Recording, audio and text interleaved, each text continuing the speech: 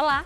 A partir de agora, você confere a semana. São as principais notícias apresentadas nos últimos dias aqui pela UPF TV. Como o eleitor pode ajudar na fiscalização de irregularidades nesta eleição?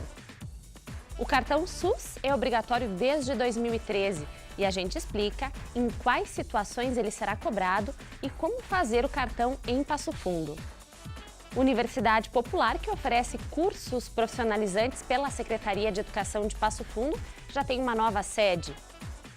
Muito além do espetáculo, nós vamos mostrar como é a preparação para a montagem de um circo. Como usar o marketing digital para ajudar a sua empresa ou marca. A nossa equipe conversou com um especialista na área.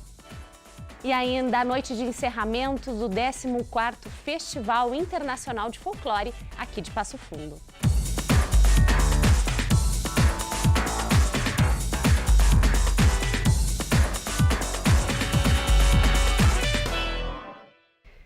De acordo com a 7ª Coordenadoria Regional de Educação, 75% dos professores em tratamento médico são diagnosticados com doenças psicológicas.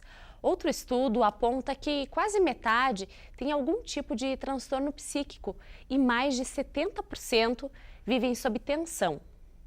Ser professor é um trabalho que exige uma forte carga intelectual e sabe-se que tudo que envolve pensamento requer esforço. E hoje, com alunos digitais, midiáticos de pensamento múltiplo e dinâmico, a tarefa do ensinar é ainda mais desafiadora. A Jussara Mendes é pós-doutora em serviço social e atualmente é professora da Universidade Federal do Rio Grande do Sul. Para ela, o professor de hoje lida com situações cada vez mais complexas. O importante cedeu lugar ao urgente, situação que traz tensão e, consequentemente, o adoecimento de muitos professores, nos diferentes níveis de ensino, seja no infantil, fundamental, médio ou superior. Todos eles passam por um desgaste, por uma falta de condições de trabalho. Então, essas novas PECs, aí, elas o que fizeram? Restringiram recursos para a educação, para a saúde, né, para os programas sociais. E isso está repercutindo diretamente na infraestrutura que o professor encontra, né, nas más condições para realizar o seu trabalho. E acrescente nesse tema um problema que vem crescendo nas escolas, a relação entre professores e gestores.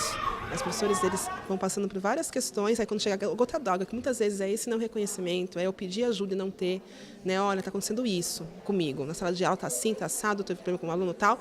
Se chega alguém da gestão e diz, olha, o problema é seu, porque dentro da sala é você que tem que resolver, isso, por exemplo, pode ser uma gota d'água. Não foi esse o caso da Liane, professora com quase 40 anos de docência.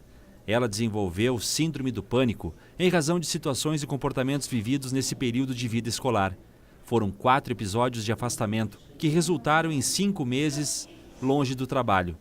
Liane entende que o trabalho do professor é uma relação de amor, que não tem espaço para o ódio, e os resultados aparecem só a longo prazo. Ela muitas vezes é unilateral, porque você não tem um retorno, né? Na educação, tu não tem como medir. O médico, se ele medica, ele já pode saber se esse remédio deu certo ou não. O professor não sabe se está dando certo o que ele está fazendo, né? Liane enfrentou crises severas de ansiedade. Teve sintomas como suor na nuca, dor de estômago, tontura, um sentimento que ficava mais forte quando a professora pensava em sair de casa para dar aula. Em sala de aula, sentiu uma sensação de fracasso, de desamparo. A gente às vezes presencia, que foi o que aconteceu comigo, né, de presenciar relações violentas entre os alunos, relações de desespero e de desrespeito. As famílias veem, elas não compreendem a parte que elas nos podem ajudar, então vem fazendo cobranças, e aí é o calcanhar de Aquiles, né? Aquilo vai apertando, aquilo vai te engessando, vai te dando uma dor, e tu começa a ter dificuldade para trabalhar em função não do trabalho, mas desse entorno, né, que vai criando toda essa dificuldade. É muito difícil para o professor de hoje enfrentar tantas mudanças e mudanças tão rápidas. Aliado a isso, a insegurança financeira, social, estrutural e moral só piora o que já está ruim. E quando esse profissional que está afastado volta ao trabalho, precisa ser bem recebido pela escola, principalmente pela equipe pedagógica. Foi através da arte que a professora deu a volta por cima. Tu tem que sair dessa visão, né? Tu tem que sair desse buraco, vir para fora e não é verdade, né? A hora que tu supera toda essa dor, que tu consegue te sentir de novo curado, tu consegue ver que daí tu até tem uma outra visão. Em Passo Fundo, o estudo recente apontou que dos cerca de 4.000 profissionais docentes no município, 600 pediram afastamento, só de janeiro a julho deste ano. De acordo com a terapeuta, as exigências sociais estão influenciando bastante no adoecimento dos professores. Nas escolas, a gente tem uns sistemas que são muito mais parecidos com o mercado, né, de metas e tudo mais, que provoca, né, ou cria uma contradição muito importante entre qualidade e quantidade, né, e isso também causa adoecimento. A 7ª Coordenadoria Regional de Educação aponta que 75% dos professores que estão em tratamento médico são diagnosticados com doenças psicológicas e mentais. Outro estudo aponta que quase metade tem algum tipo de transtorno psíquico e mais de 70% vivem sob estresse. Se eu não consigo, num emprego, dar conta daquilo que é essencial para a minha vida, eu vou buscar o segundo, vou buscar o terceiro, vou buscar o quarto. Né? E aí a jornada de trabalho fica imensa, obviamente isso vai influenciar na tua capacidade de trabalho. E é natural daí que se adoeça, né, numa situação dessa. Até um ponto em que tu... É por isso que chama burnout, né? Tu paralisa, tu te queima. A educação, ninguém até hoje disse o contrário, é o fundamento de tudo. É o fundamento da sociedade. Ainda mais uma sociedade como a nossa, que é uma sociedade do conhecimento, que é uma sociedade da tecnologia. Se não tem escola, quer dizer, vai implodir.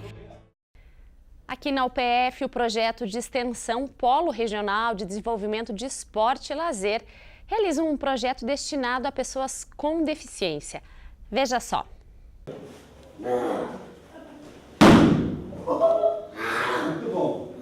Pode não parecer, mas esses dois atletas são deficientes visuais. É o som dos comandos que guiam não só eles, mas essa turma toda.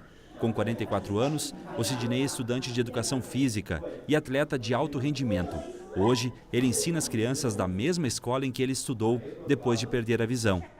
Um grande objetivo que nasceu no decorrer da minha trajetória nesse retorno aos estudos. Por ter iniciado nessa escola, por ter aprendido muita coisa através desta escola. Esse aqui é a realização do projeto de ser professor, estar trabalhando na sala de judô, proporcionando a minha autoinclusão, a inclusão dos meus pares, enquanto pessoas com deficiência visual, bem como as pessoas que não têm deficiência visual. Não é novidade que os esportes trazem benefícios. Apesar do estranhamento no início, esse pessoal gosta bastante do que faz. Legal, sim, a gente faz exercício e os golpes, tudo legal. Adoro, muito. Gosto muito dos golpes. A gente aprende coisa nova, a gente faz várias coisas legais. Faz pouco tempo que a Jéssica entrou para o judô, mas as diferenças da prática do esporte já reflete dentro de casa. Bastante mudança, assim, em termos de autonomia, ela tem mais iniciativa, sabe? Ela tem mais coragem, teve mais confiança no professor, mais, assim, digamos, mais autonomia. Essa aula faz parte do projeto Polo Regional de Desenvolvimento de Esporte e Lazer. Entre as várias atividades desenvolvidas, algumas delas são voltadas para pessoas com deficiência. Fazer com que a universidade seja protagonista, seja acolhedora e faça a interlocução efetiva entre ensino, pesquisa e extensão e que mobilize nossos acadêmicos para eles compreender que o papel deles é muito mais do que eles podem imaginar. Para o Ministério da Saúde, o termo acessibilidade significa incluir a pessoa com deficiência na participação de atividades como o uso de produtos, serviços e informações. E é claro que isso inclui o esporte, mas a falta de adaptação para a prática da maioria deles é uma realidade enfrentada constantemente por essas pessoas. O principal desafio é não enlouquecer com a falta de acessibilidade, tanto com os obstáculos físicos quanto os atitudinais. Esse é o principal desafio. A inclusão que na verdade é tão discutida, é tão anunciada por todos os espaços, né, de gestão e da comunidade em si, mas que de fato e de direito é complexo implementar. E a adaptação, ela, na verdade, se dá até hoje, né? Cada dia tem uma novidade, cada dia tem um obstáculo diferente, um objetivo novo a ser alcançado. A gente vai se adaptando dia a dia.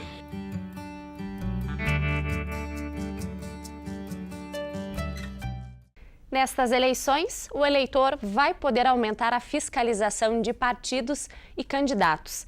É o aplicativo Pardal que recebeu melhorias e já pode ser baixado em tablets e smartphones. Dia 7 de outubro, milhões de brasileiros aptos a votar vão às urnas para exercer a cidadania. Através do voto, vão escolher presidente, senador, governador, deputado federal e estadual. E a fiscalização do processo eleitoral ganha um combustível a mais. É o aplicativo Pardal, que já funcionou nas eleições municipais de 2016 e agora ganha melhorias. Continua funcionando nos sistemas iOS e Android e é um aplicativo funcional, de fácil entendimento e, além disso, esclarecedor. De acordo com a juíza eleitoral Ana Paula Caymmi, o eleitor precisa prestar atenção em alguns pontos para realizar a denúncia. Ele tem que necessariamente ser identificado com o nome e o CPF e mandar o registro da irregularidade através de vídeo ou de fotografias. A partir disso, essa denúncia pode ser encaminhada aos TREs para que seja verificada se tratar de matéria de competência dos TREs, ou se for propaganda de rua, as medidas para remoção e retirada da irregularidade serão encaminhadas para os juízes eleitorais. O aplicativo reforça o que pode e o que não pode ser feito nas campanhas eleitorais. Nesta eleição está proibido, por exemplo, o uso de carro de som e outdoor, mas tem muito mais. Estão vedados todos os tipos de pintura de muro, colocação de faixa, colocação de cavalete, tudo isso foi proibido. Só podemos ter propaganda hoje em imóveis se for adesivos de até meio metro quadrado em janelas residenciais. Não é mais possível colocar, então, em nenhum outro tipo de imóvel e nenhuma outra parte de imóvel. Não pode pintar muro, não pode colocar faixa, não pode pendurar bandeiras nas residências, nem em outro tipo de imóveis. E em relação aos veículos, só é possível utilizar adesivos de até meio metro quadrado em cada lateral do veículo, ou pode ser um adesivo maior se for no vidro traseiro. Nesse caso, ele tem que ser microperfurado, aquele adesivo que não pode ser sólido, e também o carro não pode mais ser todo adesivado, não pode ser plotado como era antigamente, que isso também é irregular. Denúncias referentes à propaganda eleitoral nas ruas, compra de votos, uso da máquina pública, crimes eleitorais, doações e gastos por parte de partidos políticos são algumas das facilidades do aplicativo. Segundo o Tribunal Superior Eleitoral, o aplicativo Pardal não aceita denúncias que dizem respeito a candidatos à presidência da República ou vice-presidência. Também não aceita irregularidades com relação a campanhas de rádio, TV e internet. Em todos esses casos, se você tem algo a reclamar, deve procurar o Ministério Público Eleitoral. As barreiras entre o ser humano e os macacos estão cada vez menores. A prova disso vem aqui da UPF, do curso de Medicina Veterinária. É que um grupo de pesquisa descobriu que pelo menos 155 bactérias respiratórias são semelhantes entre homens e os primatas. E o que isso pode significar? Muita coisa, inclusive a prevenção de doenças. Você, o macaco prego e o bugio têm muito mais em comum do que parece. Foi o que descobriu o grupo de pesquisa em reprodução e genética do curso de Medicina Veterinária aqui da UPF. O estudo feito com 12 macacos mostrou que temos praticamente os mesmos tipos de bactérias no sistema respiratório. Sabe-se que os primatas, né, eles têm uma similaridade bastante grande, né, com os seres humanos, né?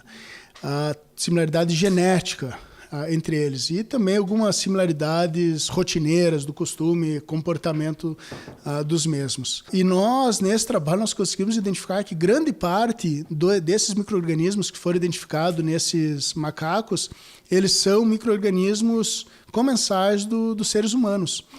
Nós conseguimos caracterizar 155 diferentes gêneros de bactérias no trato respiratório dos macacos. Teve um trabalho, alguns anos atrás, que foi realizado através de cultura, que tinha conseguido detectar em torno de 10 a 15 micro-organismos. Então, nós tivemos um poder de detecção muito maior e identificamos muitas similaridades. Dessas 155 bactérias, aproximadamente 95% delas são comuns também no trato respiratório do ser humano. Primeiro, o grupo extraiu o material genético das vias respiratórias dos primatas. Depois, mapeou as bactérias encontradas e decodificou o material genético de cada uma delas. Cada linha dessas, por exemplo, é uma sequência do DNA desses micro-organismos. O estudo é desenvolvido há 2 anos e nesse semestre rendeu o primeiro reconhecimento. Foi o ganhador da região sul do Congresso Internacional de Genética, realizado pela primeira vez na América do Sul. Uma boa notícia de incentivo à pesquisa. É muito importante, eu vejo a diferença minha, vontade de aprender enquanto você está metido no meio das atividades, sabe? E com esses projetos, não só esse que a gente ganhou reconhecimento, mas de todos, assim, eu vejo que a gente se destaca como aluno dentro da aula por estar aqui fora fazendo, participando, indo para eventos internacionais, que é incrível a rede de contatos que a gente faz e conhecimento também, né?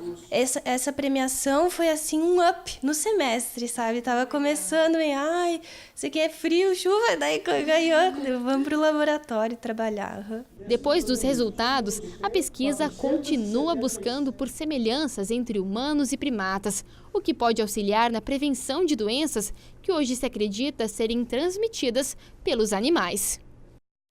O cartão SUS é obrigatório desde 2013 aqui no Brasil.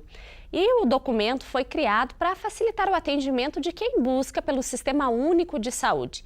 Através do cadastro é possível saber, por exemplo, quando e onde o paciente foi atendido e quais serviços foram prestados.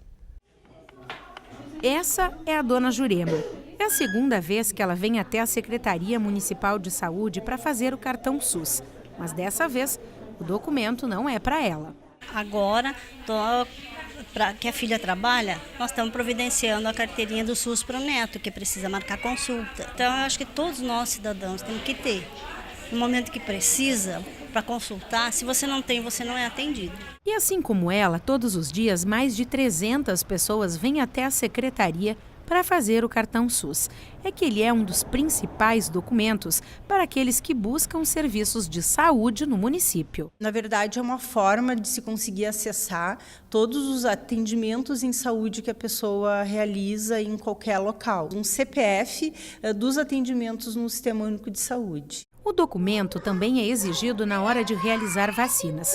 Com ele, é possível verificar, por exemplo, todo o histórico de vacinação do paciente. No entanto, a ausência do documento não impede que a pessoa seja vacinada. Tem um sistema de informação onde se coloca todas as informações referentes à vacina, mas obviamente que se a pessoa não apresentar naquele momento, ela não vai deixar de ser vacinada. A gente tem que aproveitar a oportunidade de fazer a vacina e orientar as pessoas que providenciam o cartão. O cartão não é essencial somente para quem procura por atendimento na rede pública. Quem vai contratar um plano de saúde também precisa dele.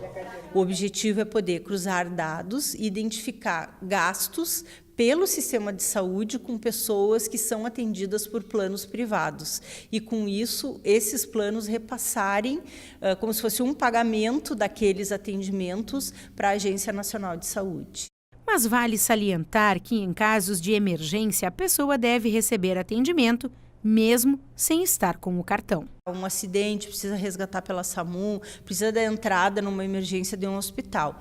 Nessas situações não é exigido, né? Seria bom se a pessoa tivesse, mas se ela não tem para apresentar na hora, ela vai ser atendida de qualquer forma. O cartão SUS fica pronto na hora. Para fazer é simples, basta levar um documento com foto. Isso inclui RG, carteira de trabalho ou carteira de motorista. E em caso de recém-nascidos, a certidão de nascimento e um comprovante de endereço.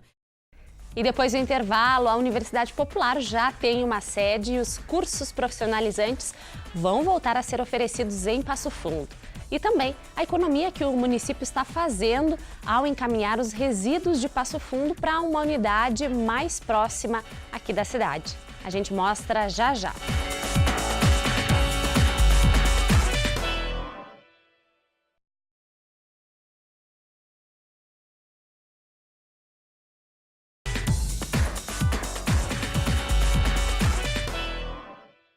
Neste ano, a Universidade Popular da Secretaria de Educação de Passo Fundo não ofereceu os tradicionais cursos profissionalizantes à comunidade. A suspensão temporária foi por falta de um local para a instalação da sede. A boa notícia é que esse local já está definido. O Jean Marmentini tem outras informações. Um importante setor de educação de Passo Fundo, que oferece cursos profissionalizantes já há um certo tempo, este ano não está funcionando, está fechado. Eu estou falando da Universidade Popular. A razão é que ela está se readequando, procurando um novo espaço para oferecer cursos e também algumas novidades que estão por vir por aí. Para isso, a gente vai conversar agora com a coordenadora da UP aqui de Passo Fundo, que é a Márcia Leida. Márcia, tudo bem? Tudo bem, bom dia. Tudo bem? Então, fala para a gente dessa reestruturação, dessa busca por um local novo para oferecer os cursos. Nós estávamos, então, à procura deste espaço, né, onde nós encontramos agora um espaço bem central, de fácil acessibilidade à comunidade. Então, estaremos, nesse primeiro momento, cuidando das instalações desse espaço e também da organização de uma licitação para poder oferecer cursos que venham ao encontro das necessidades aqui do desenvolvimento da cidade aqui de Passo Fundo. A UP oferecia 12 cursos, né? Até o final do ano passado foram 12 cursos. E a previsão para 2019? Nós vamos fazer este estudo, então, agora, vamos organizar uma nova licitação com cursos que venham, né, a nos ajudar, nos auxiliar realmente a saber quais cursos serão importantes para serem oferecidos. Acreditamos que nós vamos continuar ainda com alguns na área da beleza, na área administrativa, mas provavelmente estaremos também inovando com algum curso novo que seja de necessidade. Já tem o local definido, Márcia? O local foi definido, né? Na semana passada o prefeito Luciano assinou o contrato de locação. Será no shopping da praça, né? Junto ao curso Einstein. Que andar ali? É no terceiro andar. Terceiro andar. Lembrando que o curso é de graça. Os cursos eles são totalmente gratuitos, né? Oferecidos à comunidade para pessoas maiores de 15 anos e que residem aqui no município de Passo Fundo. Márcia, a gente está recém em agosto, né? Mas se tiver gente interessada que queira se inscrever, já pode fazer? Nós estaremos, então, primeiro lançando, né, montando este edital, né, com as inscrições e com os cursos que serão oferecidos, então, mas aí a gente vai estar divulgando na imprensa nos próximos dias. Quantas vagas? Olha, vai depender ainda, né, mas eu acredito que em torno de 500 vagas. Ok, Márcia, muito obrigado pelas informações. A gente conversou então com a Márcia Leida, que é coordenadora da Universidade Popular de Passo Fundo. A gente volta para o estúdio. Quando o circo chega a uma cidade, as pessoas ficam na expectativa para saber como é o espetáculo, o que terá de atrações. Mas o que pouca gente sabe é que até a lona ficar de pé tem todo um preparo. Veja na reportagem. Olha, são 33 anos de carreira no circo. É de uma família circense. Ele estava me contando que ao todo são 9 irmãos. A gente vai conversar agora com o proprietário do Circo Pantanal, que está aqui em Passo Fundo desde o início do mês de agosto, o Maicon Dias Farias. Maicon, é uma tradição familiar essa, hein? Isso, é uma tradição que a gente já vem... O meu pai já nascido em circo, meu finado pai já nascido em circo. Nós somos 9 irmãos, né? Igual eu tinha falado para o senhor, é 5 homens e 4 mulheres. Ah, 5 homens? Isso. Aí tem 2 irmãs minhas que moram na cidade e tem 2 ainda que atuam, que moram no circo. Somos em 6 circos, esse circo Pantanal meu, o do meu pai, aí o do meu irmão o circo de Sara, o outro Fox, Globo e Troy.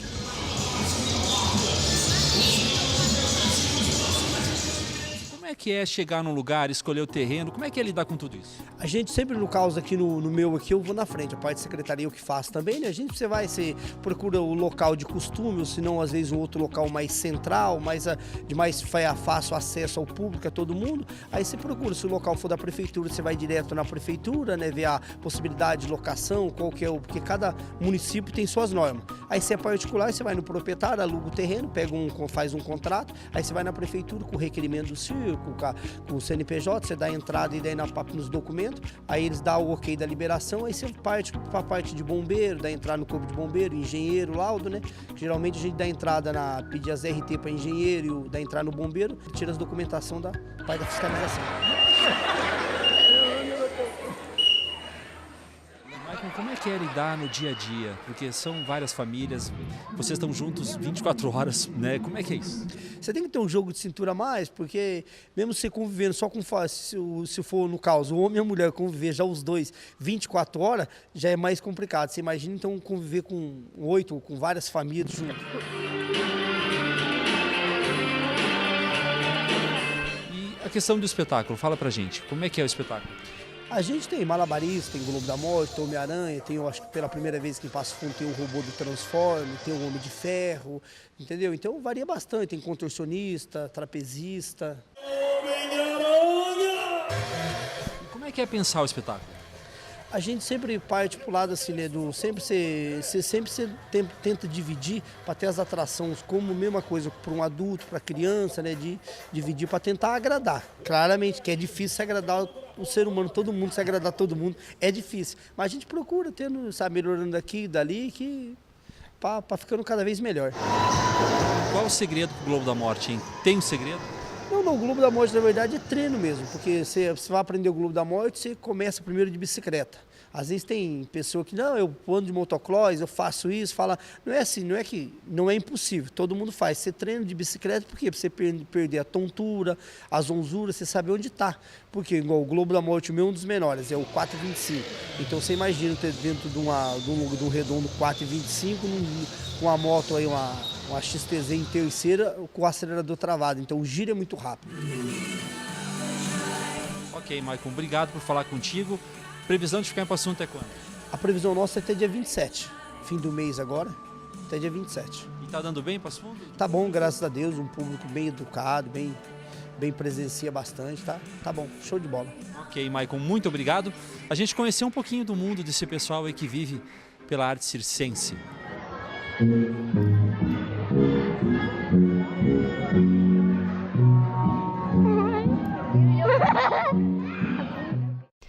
Provavelmente você já deve ter visto um vídeo ou ouvido falar num grupo de dança aqui de Passo Fundo com muita energia que está fazendo maior sucesso. Esse grupo não cansa de trazer prêmios de festivais nacionais e internacionais aqui para a cidade. Eles bombaram no ano passado. A coreografia de Despacito alcançou mais de 30 milhões de visualizações no YouTube.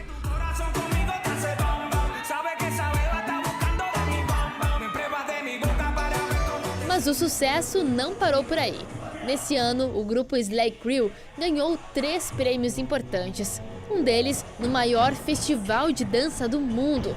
Um processo que começou há quase 4 anos de muito ensaio. Esse é o nosso 4º ano de grupo e a gente nunca tinha chegado perto de alguma coisa assim, ganhar primeiro lugar ou segundo lugar em um festival grande.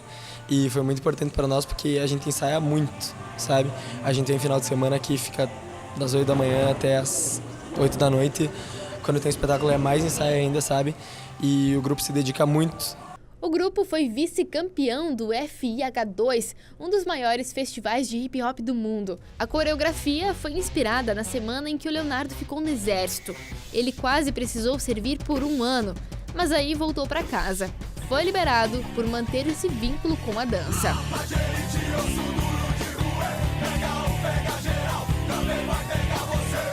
A coreografia Preceitos também levou prêmio. Ela ficou em 4º lugar no festival.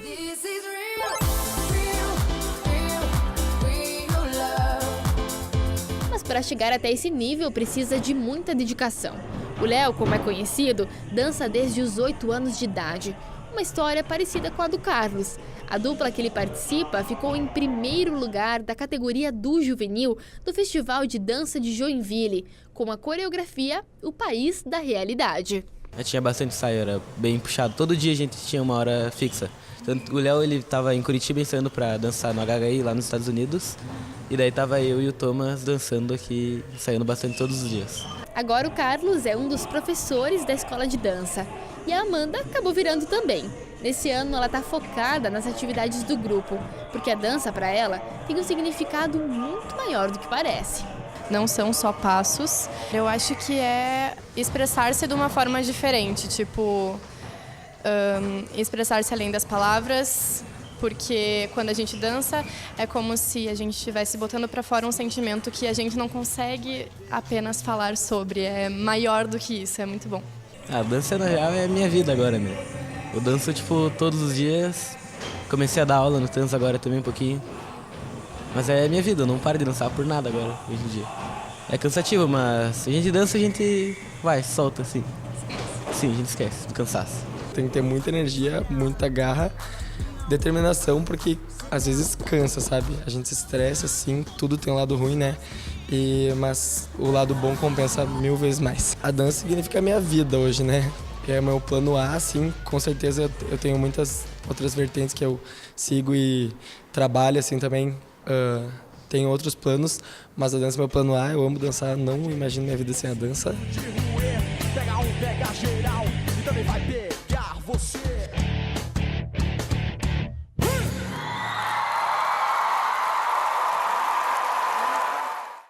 Um espaço para aproximar a reitoria dos estudantes. É o Bate-Papo PF, que acontece todos os meses. Neste ano, como a universidade passou por um processo eleitoral, a gente não havia tido nenhum encontro. Veja então como foi o primeiro bate-papo e o primeiro com essa nova reitoria. O DCE, Diretório Central dos Estudantes, recebeu a reitora Bernadette Dalmolin e o vice-reitor administrativo Cristiano Servi. Esse foi o primeiro bate-papo PF do ano, mas os encontros devem acontecer todos os meses daqui em diante. Então nós continuaremos mensalmente com esse momento em que nós temos essa possibilidade de trocar de uma maneira bem informal informações, discutir demandas, aproximar cada vez mais aquilo que os alunos sentem como necessidade, que eles têm como sugestão, para que nós possamos implementar na medida do possível, fazendo com que a vida acadêmica seja mais facilitada e que o aluno consiga permanecer de uma forma mais integral conosco. E a gente já tem concretizado muitas coisas. O DCE levou nas últimas edições do bate-papo a questão das cotas de impressão, que foram resolvidas pela instituição, né? Então agora as cotas de impressão são acumulativas, o que ajuda o estudante, porque antes ele reclamava que as cotas eram muito poucas e tudo mais. E a gente agora está tentando pautar questões ainda maiores, então esse espaço é muito rico para isso. A medida foi tomada em 2015, com a ideia de possibilitar que estudantes apresentem suas demandas e dialoguem com a reitoria. Nesse encontro, discutiram pautas como a alimentação dentro dos campi e a acessibilidade dos prédios, tudo visando a permanência dos acadêmicos na universidade. Por muitos anos, boa parte dos resíduos produzidos aqui em Passo Fundo era levada até Minas do Leão, município gaúcho que fica perto de Rio Pardo, na região metropolitana do estado. Mas há pouco mais de uma semana isso mudou. Agora é levado para Vitor Greff. A mudança encurtou o caminho e vai gerar uma economia ao município. Para levar o lixo até Minas do Leão, eram necessários 600 quilômetros entre ida e volta todos os dias. Pelo menos 9 caminhões saíam carregados de Passo Fundo, o que significa uma média diária de 140 toneladas. Esse número não diminuiu. Nós continuamos produzindo muito lixo. A diferença é que agora tudo isso vai ser levado para outro lugar. A Central de Resíduos de Vitor Greff já está recebendo lixo de Passo Fundo na unidade criada pela Companhia Rio Grandense de Valorização dos Resíduos. A empresa, que é privada, era a mesma contratada pelo município para levar os resíduos até Minas do Leão. A expectativa é que, por ano, mais de R$1,5 milhão sejam economizados com a troca. Para nós melhorou bastante o percurso, porque nós tínhamos um percurso longo e sabe que um acidente com um caminhão de lixo vai trazer consequências para todo mundo. A empresa contratada e poderia sobrar também para a Codepre. Como aqui é mais próximo e não tem tanto risco de acidente. Então já é um ganho só nessa diminuição do percurso. E segundo, que nós tivemos um ganho também porque é mais próximo, nós vamos pagar menos frete e E a empresa fica aqui em Vitor Greff, a 60, em vez dos 650 quilômetros, vamos fazer 130 quilômetros. A mudança não afeta o serviço de coleta de lixo que já é realizado no centro e nos bairros da cidade. O aterro continua sendo ponto de triagem dos resíduos. Parte do lixo é reciclado pela cooperativa Recibela e a outra parte vai para Vitor Greff. O lixo acumulado durante a greve dos caminhoneiros, que aconteceu em maio desse ano, também está sendo levado para lá. 8 caminhões saem todos os dias para diminuir o volume do aterro. Tivemos um probleminha agora com a greve dos caminhoneiros, que agora que nós estamos começando a solucionar. Para te ter uma ideia, nós mandamos a semana passada 1.050 toneladas de lixo para Vitor Greff. O contrato de prestação de serviço é de 1 ano, com possibilidade de renovação. Cada vez mais as empresas têm investido nas redes sociais, mas nem sempre os canais de comunicação são bem aproveitados. A nossa equipe conversou com um especialista em marketing digital para saber como usar o Google e as redes sociais para promover uma marca.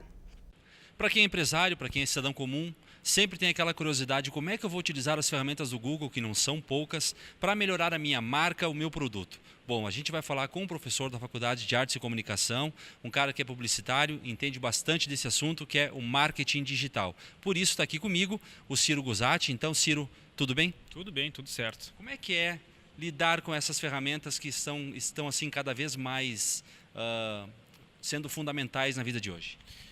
Como bem você disse, as opções, as alternativas que estão disponíveis no mercado para o empreendedor hoje fazer a promoção do seu produto é de fato muito ampla, né? Muitos empreendedores possuem um site, mas nem sempre esse site está adequado do ponto de vista de navegabilidade, muitas vezes não funcionam no smartphone, por exemplo. Muitos empreendedores utilizam redes sociais, né? Mas muitas vezes eles não sabem que tipo de conteúdo publicar, as pessoas entram em contato nessas páginas, os empreendedores não respondem. Mais do que pensar em tipos de redes sociais, a gente pensar no tipo de conteúdo que a gente utiliza. O grande desafio assim, do empreendedor ou do gestor de marketing das empresas é conseguir organizar a estratégia dele pensando em fases. Quais são os conteúdos, quais são as ações que a gente vai utilizar para chamar a atenção das pessoas. Usar o Instagram, por exemplo, hoje é uma plataforma que a gente precisa pensar mais em vídeos, pensar mais em imagens, visual, né? O visual, com certeza. Quando a gente está utilizando, porventura, um espaço de blog no nosso site, eu tenho que pensar quais são as palavras-chave que são importantes para o buscador do Google, né? O YouTube tem muito isso. O YouTube também. O YouTube é o segundo maior buscador do mundo, né? Então, depois do Google, o lugar onde as pessoas mais procuram informações para resolver problemas é o YouTube. E o Facebook? O Facebook também. Ele é um canal importante. Eu acho que hoje, acima de tudo, ele é um forte gerador de tráfego, né?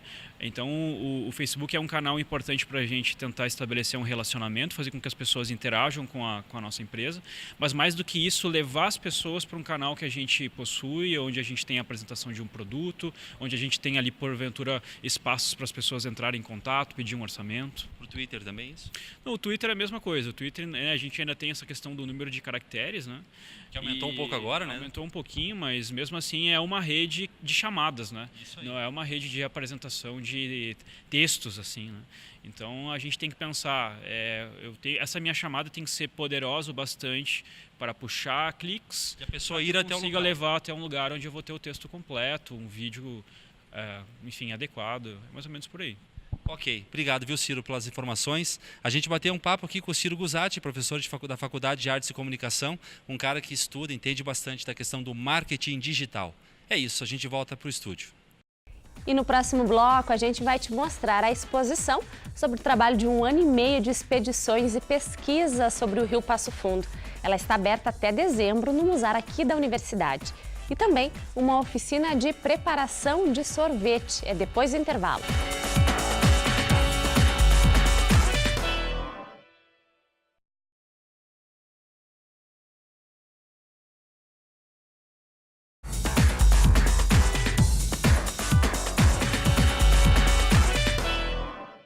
As referências são diversas, mas os persas é que levam o crédito pela invenção. No Brasil, tem até dia para comemorar o consumo, 23 de setembro. Nós estamos falando do sorvete e essa delícia foi tema de um mini curso oferecido pela Engenharia de Alimentos aqui da UPF. Bolhas de ar, glóbulos de gordura, cristais de gelo e uma fase aquosa não congelada. Acredite, vai além de uma sobremesa. Hoje o sorvete é considerado pela Anvisa, Agência Nacional de Vigilância Sanitária, como um alimento. Isso porque tem alto índice de vitaminas e proteínas. E ele é um alimento completo de valor nutricional. Tanto que, como eu falei, ele não pode ser comparado, óbvio, a um alimento de necessidade básica. Mas fazendo comparativo com alguns desses alimentos, você vai ter menos calorias, você vai ter, às vezes, mais quantidade de cálcio, mais quantidade de proteínas do que um alimento que a gente tem como necessidade básica. Então, ele pode ser trocado, óbvio, em algumas refeições, porque há uma grande, um conceito que o sorvete ele é só uma sobremesa, ele não pode ser substituído. Pode sim, porque ele hoje é um alimento. E para fazer, mistura leite, açúcares, gorduras, proteínas, estabilizantes e emulsificantes. Fácil, né? Nem tanto. O sorvete de massa, que hoje é o mais consumido, que é aquele sorvete que a gente leva para casa, no pote, principalmente em potes, né? Ele precisa, pela regulamentação, ter no mínimo 2,5% de gordura e 2,5% de proteínas, para ele ter uma estrutura coloidal. Desde o balanceamento da calda, ela tem que ser totalmente certa para que todas as outras etapas a seguir sejam eficientes. Se eu tiver mais quantidades de sólido, se eu tiver mais quantidade de emulsificantes ou menos, ele vai mudar totalmente e descaracterizar meu produto. E foi isso que essa turma veio fazer aqui. Mas antes do prático, um pouquinho de aula teórica para alguns conceitos básicos. Como ela até comentou, uma coisa que tu vai pesquisar, tu não acha muito assunto, não acha muita curiosidade. E uma coisa que ela falou que eu achei interessante é a questão do Hemustab, porque é uma coisa que até 2022 não vai mais poder ser usado. Então eles vão ter que fazer uma nova formulação para o sorvete, então já vai alterar todo o sabor, né? Então já é uma área que talvez eu ainda não fiz o meu trabalho de síntese, é uma área que eu posso talvez me interessar em fazer uma pesquisa sobre isso, né? E contribuir também para a área do sorvete. A Larissa está estudando novas formas de deixar essa delícia ainda mais saudável e nutritiva. Desenvolver um sorvete funcional que tenha redução de gordura e açúcar, substituir as gorduras hidrogenada ou transestrificada por uma gordura natural. No caso, eu uso creme de leite, não uso gordura hidrogenada. E eu uso ingredientes funcionais, como a inulina, que ela substitui parte de gordura e açúcar. Eu consigo substituir alto teor de gordura e açúcar. A espirulina, que é uma microalga, que ela, além de ter propriedades funcionais, ela também tem atividade emulsificante. E a alfarroba também, a farinha de alfarroba, que ela é uma goma, produz uma goma. Ela substitui o cacau também e também tem essa função de substituir gordura. E no final o produto é obter um sorvete que seja saboroso, que tenha textura de sorvete, aquela textura macia, cremosa e que ele seja funcional. E agora a gente te deixa por dentro de alguns eventos para você aproveitar. Olha só o que tem então neste fim de semana. Atenção, Passo Fundo, eu tô chegando com o stand-up Bagual do Gaudense em única apresentação em Passo Fundo. Dia 1º de setembro, já é agora essa semana. Che, lá no Gran Palazzo Centro de Eventos. Te mete comigo, rapaz do céu. E o stand-up Bagual do Gaudense é pra tu rir do início ao fim do show. Garante teu ingresso antecipado pra não ficar de fora. Na hora pode ter, mas se estourar antes, é capaz de não ter mais. E outra coisa, Che, onde é que consegue ingresso? Eu vou dizer, no Center Color, no Riviera Café e no Empório Giareta. Lá são os ingressos antecipados. Ou tu quer comprar pelo site, vai no blueticket.com.br e tu já garante já o teu ingresso. Espero vocês, 1º de setembro. Tá louco? Amigos de Carazinho, nós estaremos no dia 1º de setembro no Sesc, às 20 horas, com o espetáculo O Semeador de Estrelas, que fala sobre a vida do nosso querido e amado Divaldo Pereira Franco, com direção de Renato Prieto. Então fica aqui o convite e aguardamos todos lá. Venham, até mais! Oi pessoal, meu nome é Jaqueline Drum e eu sou coordenadora aqui da Drum Música e Arte e eu quero fazer um convite para vocês. Amanhã, a partir das 19 horas, aqui na Drum Música fica na Coronel Chicuta 340, segundo andar, nós vamos ter o segundo vernissage do ano, que é uma exposição de arte com trabalhos produzidos aqui na escola. O ingresso custa R$20 e você pode adquirir aqui na escola e também no horário do evento aqui na DRUM. Voltamos com vocês. Eu sou a Gabriela Cato, professora responsável pelo núcleo de artes aqui da DRUM, e eu vou agora dar um spoiler para vocês dos trabalhos que vão ser expostos amanhã. Aqui eu tenho ali um braço, o desenho.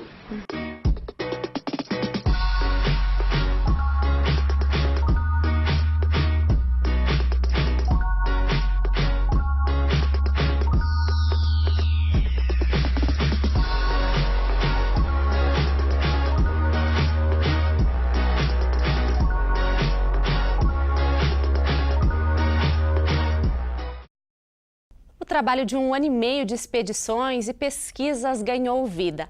As exposições sobre o Rio Passo Fundo estão abertas para visitação até dezembro. E um dos locais é o Musar, o Museu Zoobotânico Augusto Husk, aqui da UPF. Olhos atentos, ouvidos ligadinhos. Afinal, é muita informação nova para essa turma de alunos que veio de casca. Eu venho aqui para ver os peixes, o tamanduá. O que mais me chamou a atenção foi as aranhas que tem no Musarco. Eu gostei bastante delas porque elas mostram quantas aranhas tem, se elas têm o veneno, tem umas que não tem. Eu gostei muito da carpa ali, é muito bonita ali, bem grande, deve pesar uns 18 quilos. As cobras e as tartarugas. A maquete sobre os rios, a onça. E isso é só um pouco do que tem por aqui. O Musar, o Museu Zoobotânico Augusto Husk, está com uma exposição sobre o Rio Passo Fundo. No espaço tem também uma maquete da bacia hidrográfica do Rio Passo Fundo, uma linha do tempo com a evolução da comunidade que contorna o rio, um mapa que representa o relevo das nascentes das bacias do Rio Passo Fundo, Rio Jacuí, do rio Apuaê e Andava e Taquari e Antas. Que a gente dê o valor necessário, né, ao rio, que tanto todos dependem, seja na água propriamente, na questão energética, na irrigação, na indústria, nos diversos usos, né, e entender que isso tudo a gente tem porque é necessário que cada um faça a sua parte, protegendo de uma forma ou de outra essas águas. O trabalho de expedição e catalogação durou 1 ano e meio. A ideia foi captar a percepção da comunidade lindeira com relação ao Rio Passo Fundo. E mesmo quem está de fora deste contexto se surpreende quando chega aqui. E chegando aqui nós não sabíamos da presença dessa exposição da Bacia do Rio Passo Fundo e eu achei bem importante porque faz eles conhecerem mais sobre a geografia, a parte hidrográfica, além dos animais que eles, na verdade, esperavam ver os animais. E eu percebi que eles gostaram muito dessa experiência, né, das águas e acho bem válido, importante e gostaria que outras escolas tivessem a oportunidade de conhecer, de poder visitar. A exposição também fez um levantamento de fauna e flora que acompanham o trajeto do rio. Dos 30 municípios que compõem a bacia do Rio Passo Fundo, 9 deles foram visitados em expedições. Enfatizamos também o banco de informações através do nosso site, o site do projeto, né, Rio Passo Fundo, onde ali também as pessoas podem interagir, não só analisar o que tem colocado no banco, mas também colocar informações. Então a ideia é que haja uma interação maior possível com a comunidade. Visitas como essa são sempre uma oportunidade de aprender. Muito, porque a gente sempre vai aprender coisas novas. Tudo isso aí é bom, é bem bonito aqui, gostei. Notícias do mundo da música a gente tem em todo o programa para você. Quem conta pra gente é o Gerson Ponte da Rádio PF. A gente começa contando que a Beth Carvalho começa nesse fim de semana uma série de shows junto com o Fundo de Quintal para celebrar os 40 anos do disco seminal De Pé no Chão. Esse disco aí ela apresentou a turma de Cacique de Ramos para o mundo, revolucionou as bases do samba. Uma pena que essa série de shows não é acompanhada do relançamento do disco, que seria interessante. A última vez que ele voltou ao mercado, há 20 anos, não teve edição de vinil, por exemplo, que merecia. A capa tá aí, e se vier ao sul do Brasil, recomendo, é um baita show. A outra informação da semana é que os tribalistas divulgaram a série de shows que vão fazer na Europa, a partir de 21 de outubro em Lisboa, Portugal. Uma curiosidade, da outra vez do disco de 2000 lá, eles não fizeram shows aqui, mas fizeram 3 shows na Europa. Agora, além da turnê vasta aqui no Brasil, tem 11 datas então fora, começando por Lisboa. Vamos ver aí o clipe de Aliança, uma das músicas mais legais do disco novo. Até mais! Ninguém mais fez que eu e você. Ninguém mais feliz que eu e você. Ninguém mais feliz que eu. E o Festival Internacional de Folclore de Passo Fundo está entre os melhores festivais de folclore do mundo. A indicação foi divulgada na noite de encerramento do festival. Passo Fundo concorre ao título em setembro.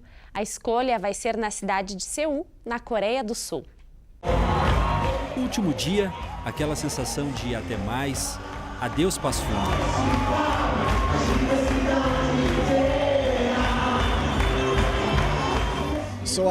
Eu gostei da música de abertura. Essa é a melhor parte da festa, que é o festival. Mas antes desse momento mágico, vamos voltar um pouco. É aqui nos bastidores que grupos, músicos, equipes de apoio, convidados se juntam em um frenesi de culturas, hábitos e tradições. O bom humor, a felicidade, a empolgação das pessoas. Todo mundo é muito querido. É isso que eu vou lembrar do festival. Um sentimento enorme que eu não tenho como expressar. Você já havia vindo ao Brasil ou a primeira vez? Não, é a primeira vez que viemos ao Brasil e ao Festival de Passo Fundo. Gostou? Sim, muito. Foi muito bonita a experiência. Todas as pessoas que conhecemos, todas muito amorosas. As intempéries que encontramos aqui da natureza, o chimarrão passa a ser um amigo, um companheiro. Primeiro porque ele fala do calor do gaúcho, do Rio Grande do Sul, fala do calor do Passo Fundo, fala do calor do festival, né? Então, apesar da nossa alegria do festival encantar e inundar o nosso coração, precisamos desse elemento que nos ajuda a suportar esse grandioso frio que horas enfrentamos, né? Aqui no grandioso, no 14º Festival de Passo Fundo. Vamos de volta à festa de encerramento. Os grupos entram, tremulam suas bandeiras, o público vem junto. A emoção toma o lugar. Durante os 10 dias de festa, a cidade respirou outros ares, ouviu diferentes idiomas, viu outros rostos, uma mistura de culturas que aqui ficou evidente. Esse é o momento que já é tradicional aqui no Festival de Folclore. É quando os músicos de diferentes países e culturas se unem para apresentar uma música típica aqui do nosso estado. Esse ano é essa canção aí, ó, Céu, Sol, Sul, Terra e Cor.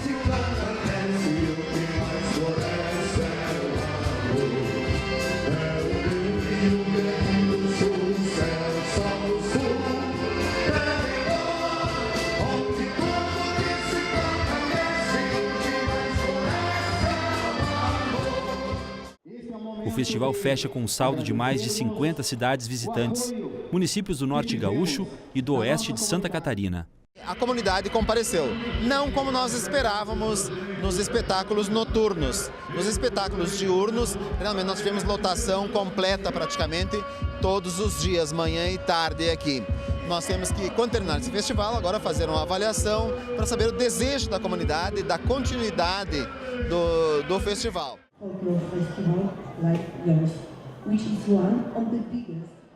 O Festival de Folclore de Passo Fundo foi indicado entre os 4 melhores festivais de folclore do mundo.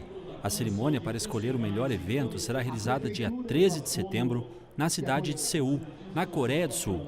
O anúncio foi feito pela polonesa Maria Zupiluk, diretora e integrante do Comitê Executivo da FIDAF, Federação de Festivais Internacionais de Dança. Estamos satisfeitos com o resultado do festival, com os objetivos que foram atingidos.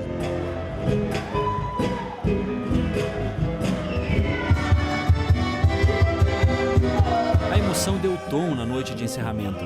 Grupos latinos e europeus desfilaram pela última vez sua arte no palco do Casarão da Cultura. E o frio que marcou a noite de encerramento não intimidou. Um bom público compareceu à festa. Foram dias intensos. Mas tudo que começa uma hora tem que terminar. Hoje é o último dia do Festival Internacional de Folclore de Passo Fundo. Os grupos se despedem da cidade. Mas olha, calma, 2020 tem mais. Por isso a gente deixa aqui um até breve, um até logo. E já que estamos com grupos aqui de língua espanhola e de língua inglesa, fica o nosso See You Later.